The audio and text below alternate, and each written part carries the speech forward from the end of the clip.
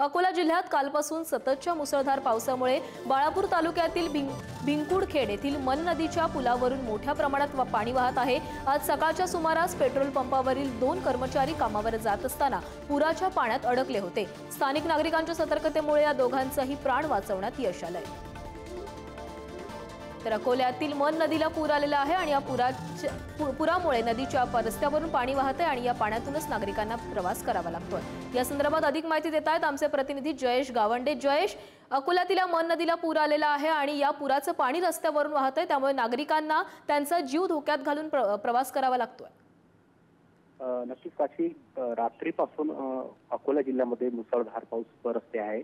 आता दुपारी थोडा उसंत मिळाला पावसाचा, मात्र रात्रीपासून जे आहे ते मोठ्या प्रमाणात पाणी अकोला जिल्ह्यामध्ये झाले। अकोला जिल्ह्यातील बाळापूर तालुका, अकोला तालुका, अकोट तालुक्यात या तालुक्यात सर्वाधिक पाण्याची नोंद झालेली आहे। म्हणजे 110 मिलीमीटरच्या वर पाणी जे आहे ते इथं बरसलेलं आहे। आणि त्यानंतर अकोल्यातील बाळापूर तालुका जो आहे तिथे मन नदी आहे आणि या मन नदीवर असलेल्या पुलावरून पाणी वाहत होतं, मन नदीचं पाणी, पुराचं पाणी। त्यामुळे काही जण जे आहेत ते पुराच्या पाण्यातून जाताना करत आहे।